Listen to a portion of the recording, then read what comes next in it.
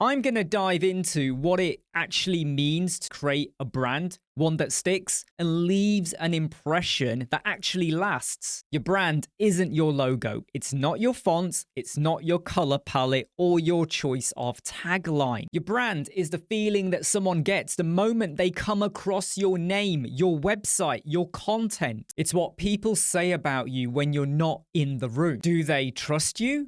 Do they remember you? Do they recommend you?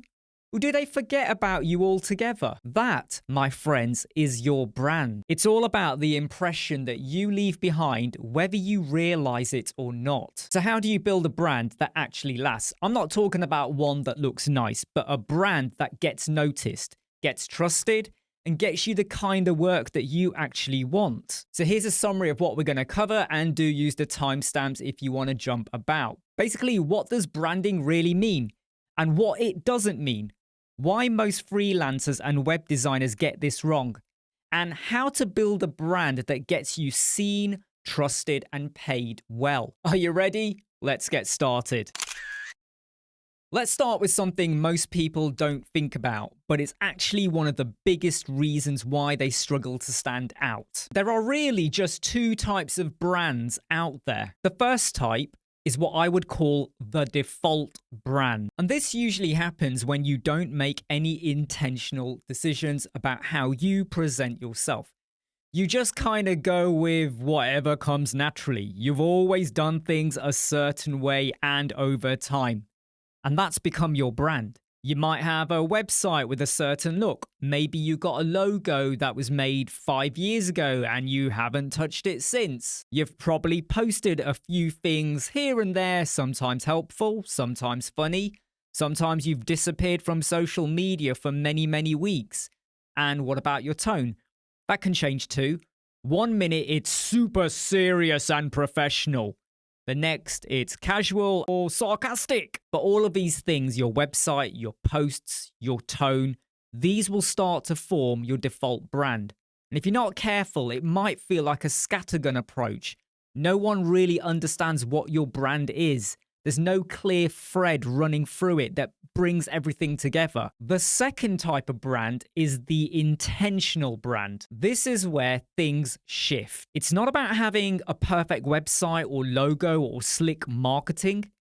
It's about having clarity. So when someone lands on your homepage or your Instagram profile, they instantly get a sense of what you're about, who you help, what you do, and what makes you a little bit different from somebody else. This is the truth. People don't always hire the best designer. They will want to hire the one that understands them and their business, the one they trust, the one who feels like the right fit. So why does all of this matter? Because right now, whether you realize it or not, you're standing at a fork in the road. You can keep winging it, posting when you feel like it, saying yes to whatever work comes in, update your website every few months and hope that somebody clicks and sticks around. Or you can make a step in a more intentional direction. You can choose to start being known for something. Not everything, just something specific. Something that helps people go, "Ah, that's the person I need." and no, don't worry, I'm not asking you to niche down, okay? Or lock yourself into a tiny box where you only do certain type of work. What I mean is you need to choose a direction. Think of it like setting a destination on your sat nav, right? You get there, but do you stay there? No, you might change destination. You don't have to stay in that one location. Because if you don't set destinations for where you want to go, you're just going to keep going in circles. So here's the first small step to sort out your direction. Grab a notebook or open a document or Notion and write this at the top. What do I want to be known for 12 months from now? Don't overthink it.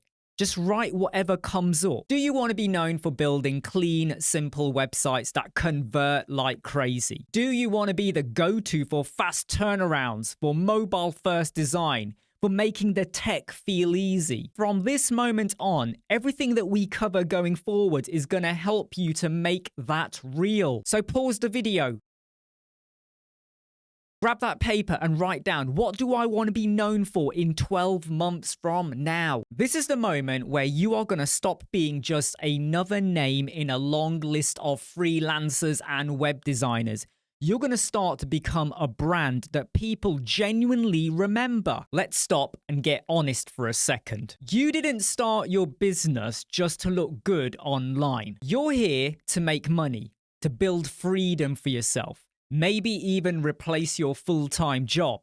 I did. I left the NHS 3 years ago. Most freelancers don't start with that in their mind. They're chasing engagement. They're fiddling with their fonts. They're getting stuck perfecting every corner of their website and portfolio. And they spend so much time doing that, they forget the most important question. What does this brand need to earn me every month? I'm not talking about your dream car Lamborghini or passive income that just rolls in. I'm talking about a realistic number. Because when your income goal is clear, your brand has a purpose. Let's walk it through. Step 1.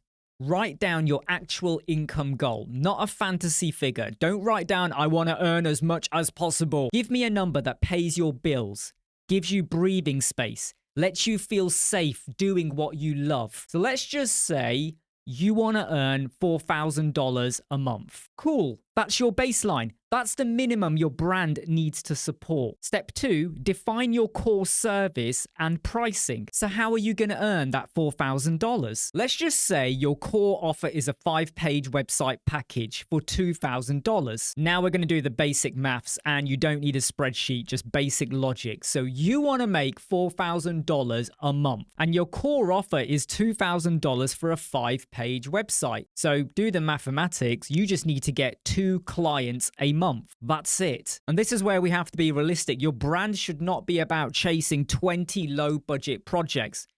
You haven't got time to do 20. It's about finding 2 people who need what you do. Doesn't it feel nicer knowing 2 clients a month rather than chasing 20? Step 4 is about that number shaping your marketing. Now, everything you do, your content, your captions, your posts, even your pinned posts on LinkedIn or Twitter, need to support that number. Even your bio. Do you know how many people say, hi, I'm a web designer in their bio, but they haven't stated what their starting core price was? Make it clear. Websites from $2,000. And don't start creating vague posts either, like I'm now free and booking for June. Instead, try something like this. I've got 2 website spots open this month, perfect for business owners who are ready to launch with clarity and confidence. You've now made your goal tangible for you and your audience. And there are certain words there that really hit home with businesses. You're not just showing up for visibility. Hi, I'm a web designer. Hi, here's my portfolio. Here's a lovely homepage hero banner I created. You're just like everybody else. You're just showing up with 0 direction. But if you make clear what you're offering and what's available for people, you might gain some interest. When you know what you need to earn and how you're going to go about earning it, your brand becomes way more focused. Because when you're a freelancer or a business, you didn't go into it just to look good. You did it to build a business, to earn money. Let's talk about something that doesn't get enough attention when people are thinking about branding. And that's the vibe your brand gives off. Now, I know vibe has many meanings, especially with coding at the moment, but honestly, it's one of the most powerful parts of how people experience you. Because the truth is, people might not remember every word you say, but they'll definitely remember how you made them feel. Think about your life, your friends, your work, even family members. You won't remember every word, but you will remember who made you happy, angry, sad, emotional, ecstatic. Those feelings, that's the vibe. It's the energy, the tone, the mood that people pick up the second they come across your brand. So what does this all mean? Imagine you land on a website designer's website. It loads fast, it's clean, the colors are calm and modern, the headline is clear, feels confident, it flows really well. Straight away, you're going to feel like this person's really got it together. I like what they're doing. They could probably do the same for me. Now picture another website, Same industry, same kind of services, but the layout is messy. The fonts clash, the content sounds stiff, almost like a lawyer wrote it. It just doesn't feel trendy. It doesn't relate to you. Now, technically, the work might be just as good, but the vibe, completely different. One feels confident, trustworthy, professional. The other feels unsure, disjointed, like they haven't really figured themselves out yet before they can actually tell you what you need to do or why you need to work with them. So how do you shape the kind of vibe you want people to feel? Step 1, audit the vibe you're giving off right now. Yep, whether you meant it or not, your brand already gives off a vibe. So ask yourself, what might someone feel in the first 5 seconds when they land on my website? What's the tone I'm giving when people jump onto LinkedIn, Instagram, Facebook, Twitter, or the way I reply to emails? What kind of feedback do I usually get from people, not just clients, but people when they come across me? If you're not sure of how to answer that, you might have to ask people. Like ask 3 to 5 people you've worked with, right? Friends, colleagues, past clients, collaborators. Could even be followers or people you engage with on social media. Just say to them, if you had to describe the vibe I give across, what would you say? Because if you always come across as confrontational on social media or judgmental or like picking faults with people, is that really what your brand or vibe to be about? And some of the responses you get may surprise you. It may confirm what you already suspected or enlighten you. Either way, it's your starting point. The second thing is define the vibe you actually want to give off. So this is where we're going to be intentional about the vibe we want to present or put out there. So pick 3 to 5 words that describe the kind of energy or mood you want people to feel when they engage with you, your brand. So here's a few you may want to consider. How about calm, minimal, clear, bold, confident, strategic, friendly, helpful, relatable, premium, elegant, professional. And then you're going to stitch it all together into something like, I want my brand to feel across everything I put out. That will become your vibe. Every post, every reply, every bit of content that runs through your fingertips. To make this work, you're going to have to align the look, the language, and the energy. Let's start with the visuals. Do your colors match the vibe? So muted tones for calm, high contrast for bold. Do your fonts say what you want them to? Sans serif for clean and modern. Maybe you're going for serif for trust and traditional. Do your images support your message, or do they clash with it or give off a different feeling and vibe? Are your headlines clear or clever? Do they sound like a consultant, a coach, a creative person, a friend? Are your emails warm, direct, or robotic? Now let's talk about energy. Are you showing up confidently, or are you second guessing everything? Do your videos or posts feel like you're leading, or are you just trying to keep up with what other people are doing? Here's the latest AI tool. And are you speaking the truth, or are you just echoing what someone else has said out there? Your brand is experienced through every touch point out there, and every little thing does add up. So if you start to put stuff out there that rubs people up the wrong way, it could come back to haunt you and your brand and your vibe. Your vibe should reflect who you genuinely are. Don't be fake, okay? Because you will fall over or come unstuck. You don't have to pretend to be a luxurious person if you're more laid back. You don't have to force yourself to be funny if your strength is structure and clarity. When your personality and your messaging align, that's when your brand can become magnetic. And the best part, you don't need to shout louder or sell harder, because your vibe will do all the heavy lifting for you. So if your vibe is to be very nasty and cutthroat, and now you want to sell a course on how to help people be more professional, well, your vibe has let you down from the start. So far, we've talked about adding things to your brand: clarity, direction, prices, vibe. But now I'm going to flip it, because branding isn't just about what you add, it's just as much about what you leave out. This is what I call branding by subtraction, and it might be the fastest way to get clearer, sharper, and way more attractive to the kind of clients that you actually want. Most freelancers and businesses often fall into what I call the kitchen sink trap. You try to show everything you can do. You try to talk to every type of client across every platform with every possible solution, just in case something lands. But what actually happens?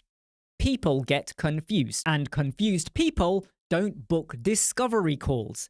They don't follow you. They don't remember you. Or maybe they do remember you so that they don't follow you. They click away. They keep scrolling. They forget you the second they leave and go and visit someone else's website. Step 1, decide what you are not. This is really simple, but it's also very powerful. I want you to take 10 minutes and make a list of all the things you no longer want to be part of your brand. This could be types of work that you've done, clients or industries you never enjoyed working with, behaviors or values that you won't tolerate anymore. Maybe there's certain styles or images or phrases that no longer, you don't want to be associated with them. It might be something like no more urgent, need it now projects, no gambling websites, no crypto brands, none of those quick fixes, none of those fear of missing out style marketing websites where you get a sense that they're manipulating people. This isn't about being negative. It's about being focused on what you do want to do and what you don't want to do. Because when you say what you're not, you actually make it easier for the right people to find you faster. Step 2, spot the brand baggage. Take a look at all of the stuff you've already got out there, your website, your social media, your services pages, your freebies, your downloads. Look at everything that you've got out there right now and ask yourself, am I still showing things that I no longer want to be associated with? Am I attracting the wrong kind of client due to this? Does any of this reflect the old version of me? Just because you can do something doesn't mean you should be promoting it if you don't really want to do it. When you're clear on your boundaries, 3 things will happen. You protect your energy, you stay in your happy zone of genius, you attract people who respect how you work. Ask yourself, what kind of requests are you fed up of saying yes to? What sort of communication is a hard no? And it's okay to put this on social media. I only take on projects with clear deadlines and sign off. I work best with honest people. The more visible your boundaries, the more respect you will get. You're not here to impress everyone. And here's something a little bit extra that you can do in a careful way where you turn the subtraction into a story. So you may post about why I no longer take on rush jobs. 5 types of projects that I'll never do again. The red flags I look for when choosing a client. This actually shows your values, and it tells people that I've learned things the hard way and now I'm doing things differently. I've learned from my mistakes and this is what I'm going to do now. That can build trust. And there will be other businesses out there that are looking for a website designer and they're going to go, I know that feeling. I've been there. Let's talk about the thing that makes your brand stick in someone's mind long after they've closed a website or they've scrolled past your post. It's all about your flavor. Now, I'm not talking about your favorite drink, Pepsi Max in my case, or what colors you like using. This is about you, your tone, your perspective, your personality. Because here's the truth. The internet is a very noisy place. There are thousands of web designers and freelancers out there offering the same services that you do. So why should anyone choose you? It's your flavor.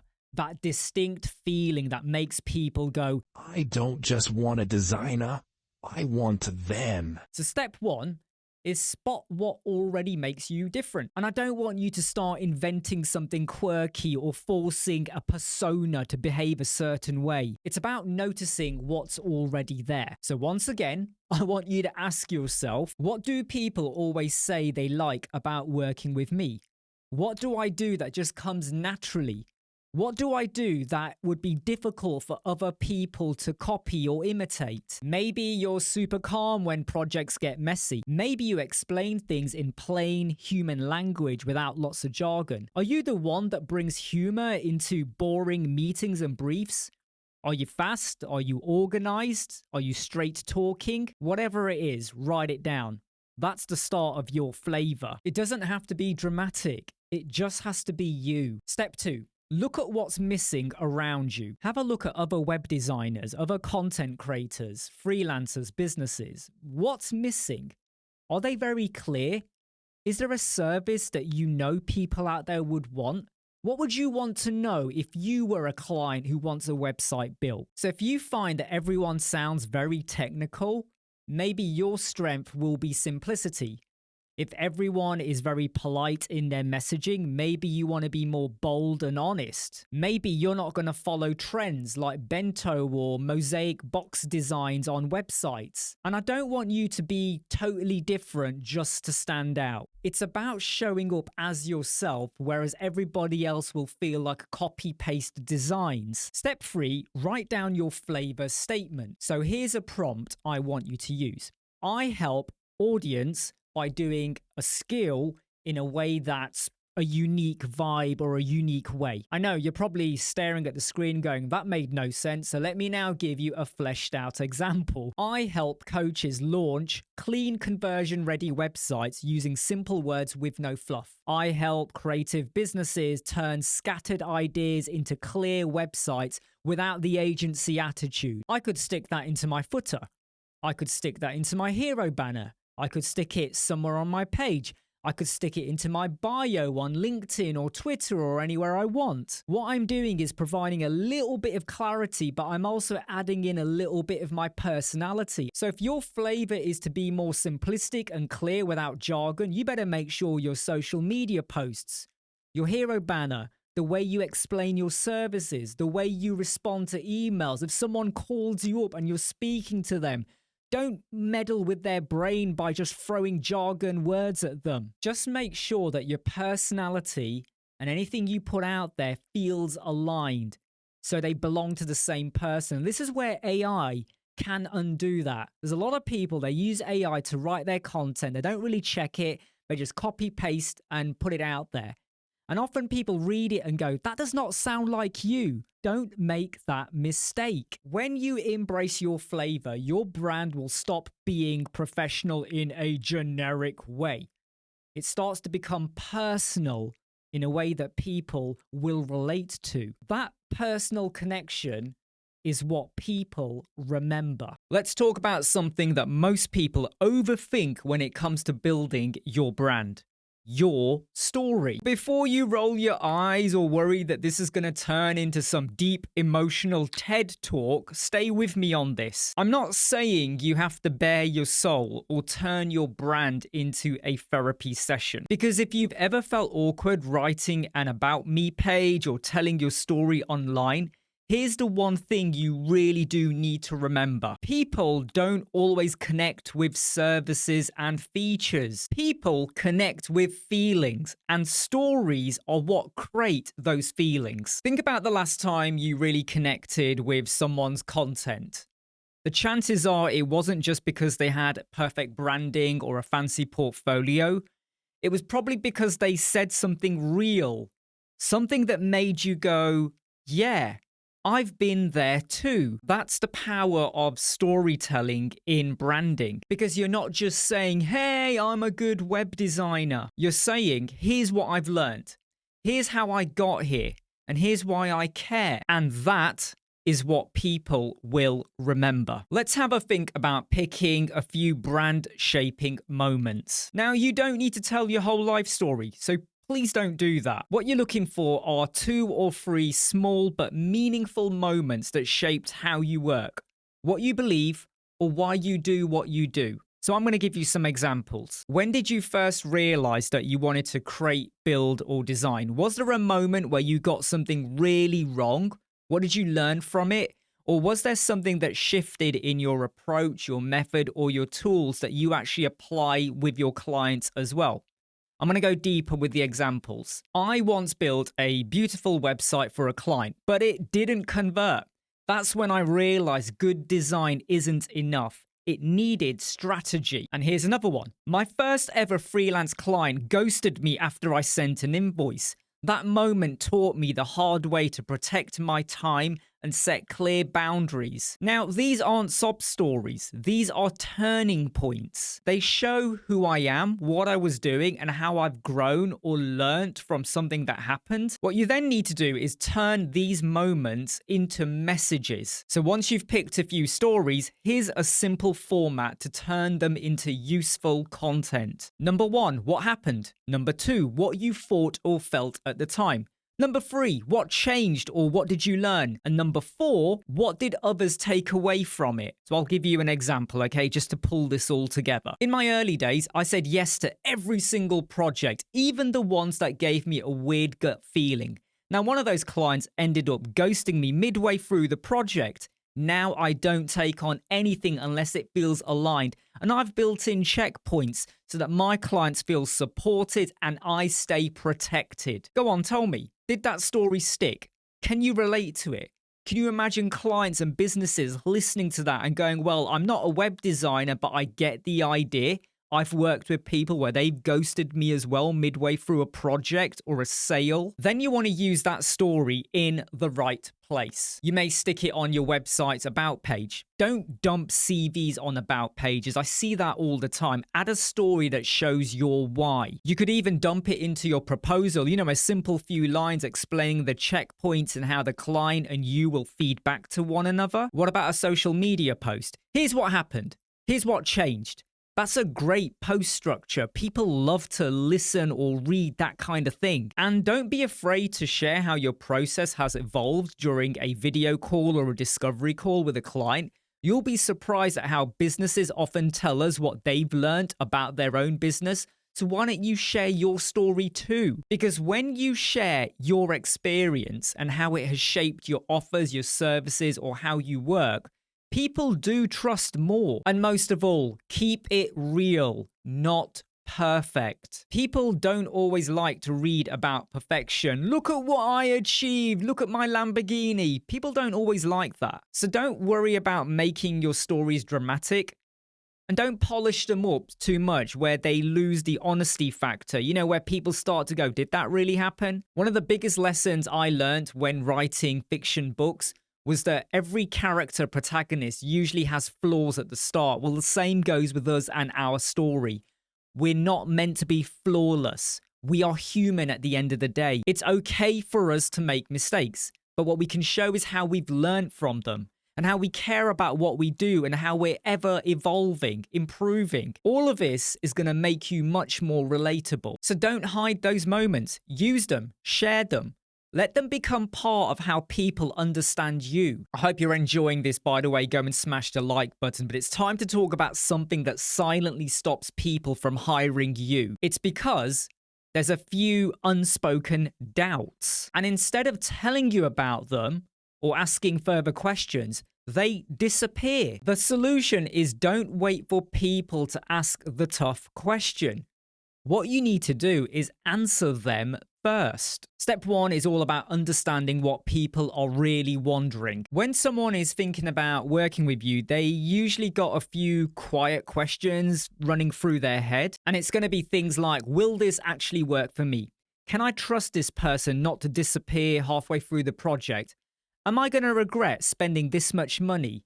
Do they get my kind of business? Do I trust their experience?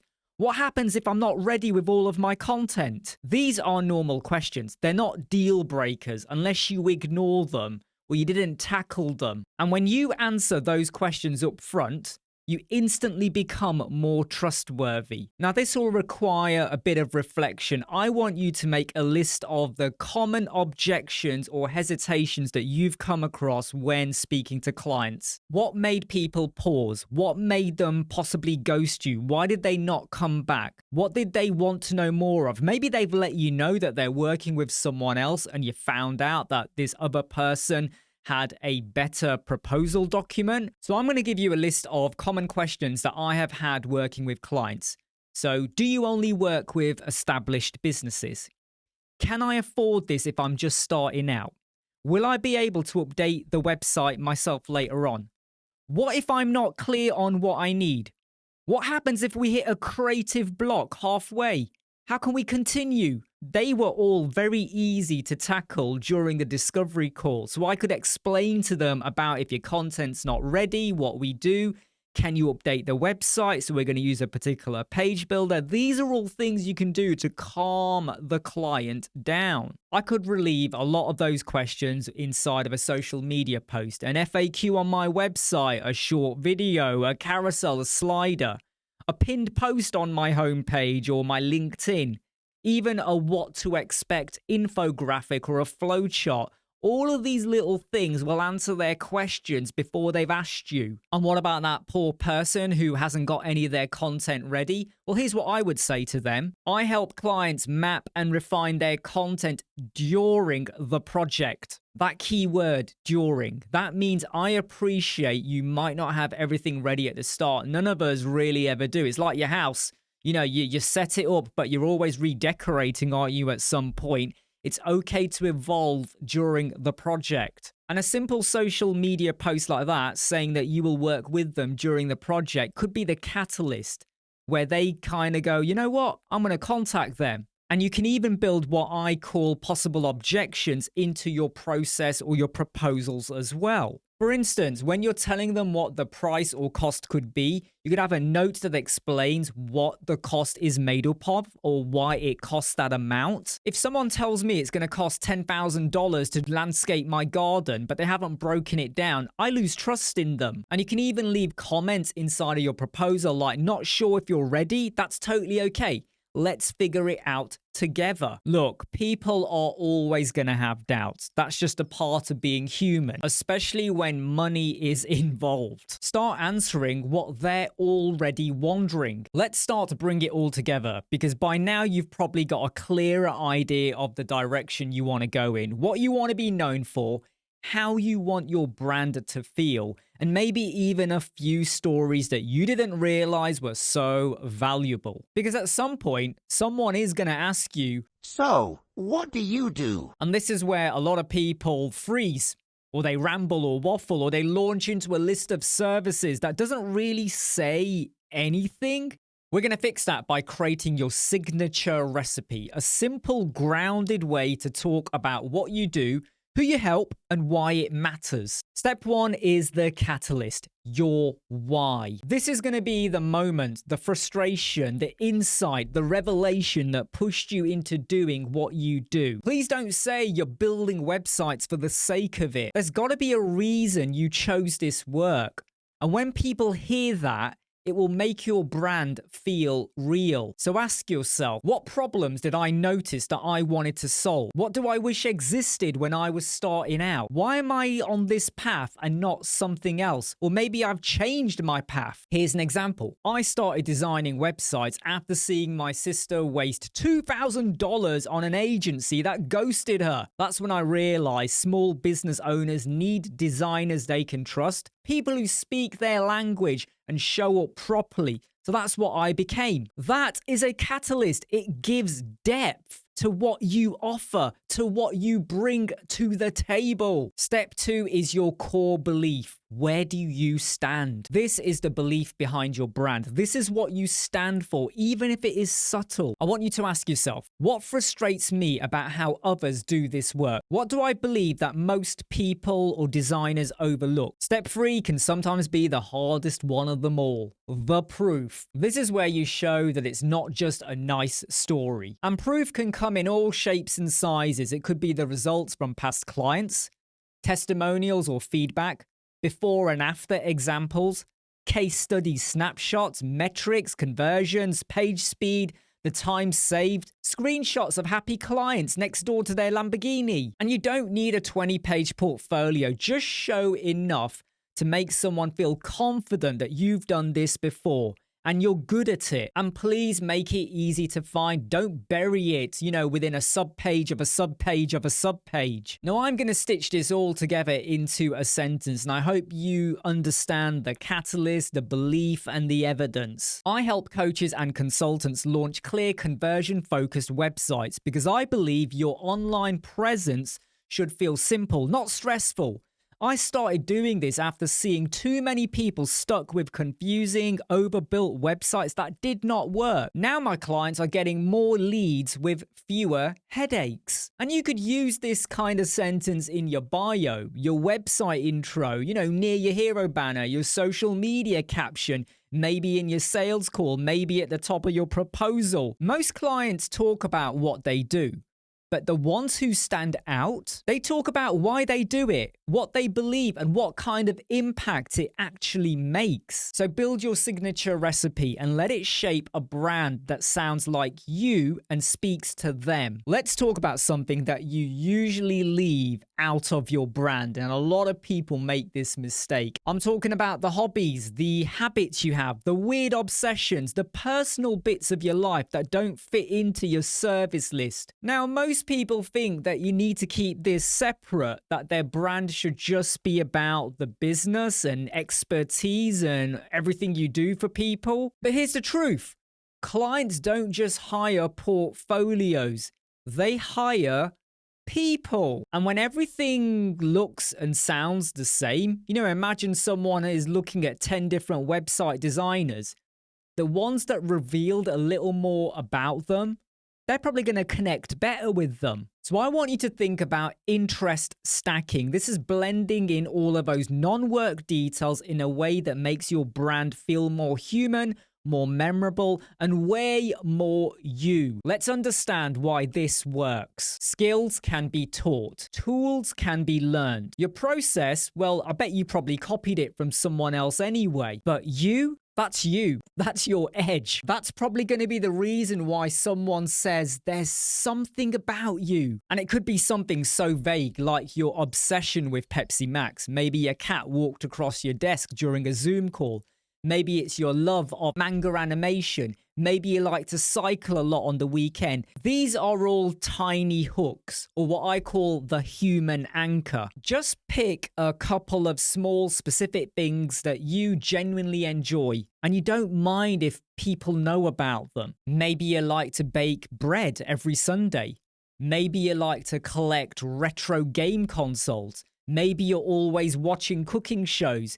Maybe you have a love for spreadsheets and formulas. What about your favorite films, movie quotes? They don't need to feel deep. They just need to be real. Then you want to weave all of this into your brand experience. So inside of your bio, you might say something like web designer, Pepsi Max nerd, obsessed with Star Wars. Weave them into your social media posts like an analogy. So designing a website is like cooking.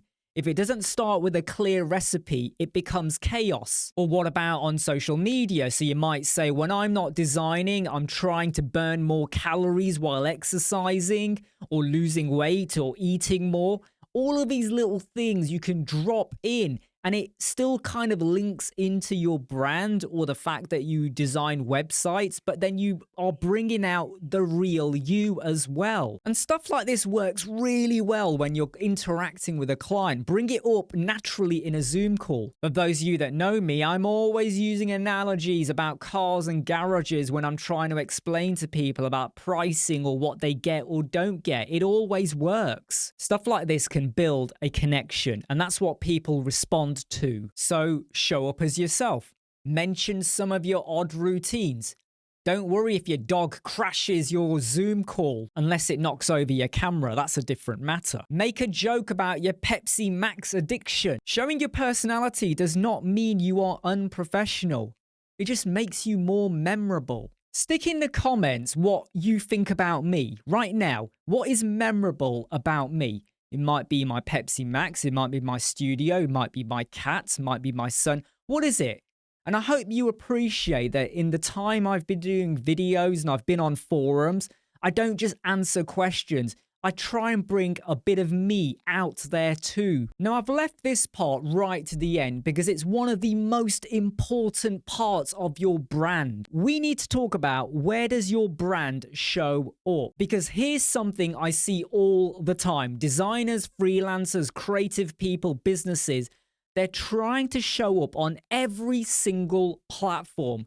Instagram, TikTok, YouTube, Facebook, LinkedIn, Twitter, Pinterest, all of them, all at once. And what happens when people do that? They either burn out or they stay stuck, posting half-hearted content to a bunch of places where no one's even really looking or watching or replying or liking. The truth is that you don't need to be everywhere. You just need to be present. It's all about choosing your stage, one or two, where you actually enjoy showing up and where your ideal audience or clients are likely to find you. Every platform out there has its own kind of rhythm, an audience, or way of communicating. So instead of chasing what's hot, oh, you need to do Instagram, oh, you need to go over to LinkedIn, think about, do I love to write? If so, maybe Twitter or LinkedIn is good for you. Am I good with creating videos? Well, YouTube, TikTok, Instagram Reels. Do I love doing visuals with storytelling? Then maybe Instagram or Pinterest. Do I prefer talking rather than showing my face? So have you considered podcasting? It's better to complement your brand by doing something where you enjoy showing up. Don't just post blindly everywhere if you're not really interested in those platforms. Don't force it.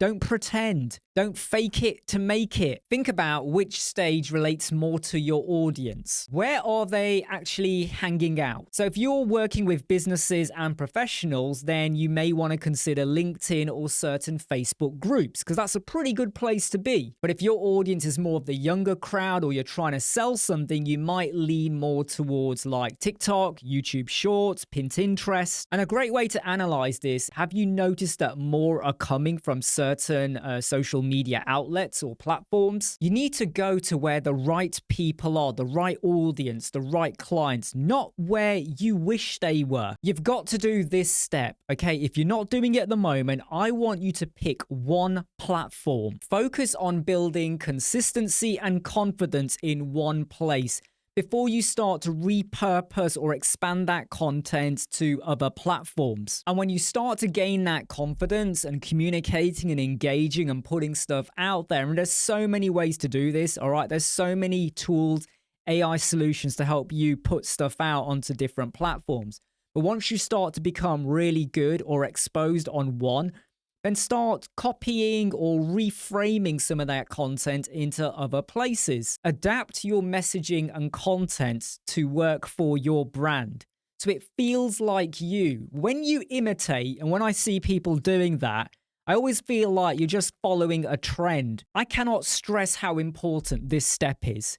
You must be consistent. I'm not saying you have to post every day or 20 times a day, but you just need to build up a rhythm, something that becomes a little bit predictable. Maybe you post once a week, twice a week. Maybe you do a post Monday to Thursday, then on Friday you bring it all together with a carousel or a slider on particular platforms.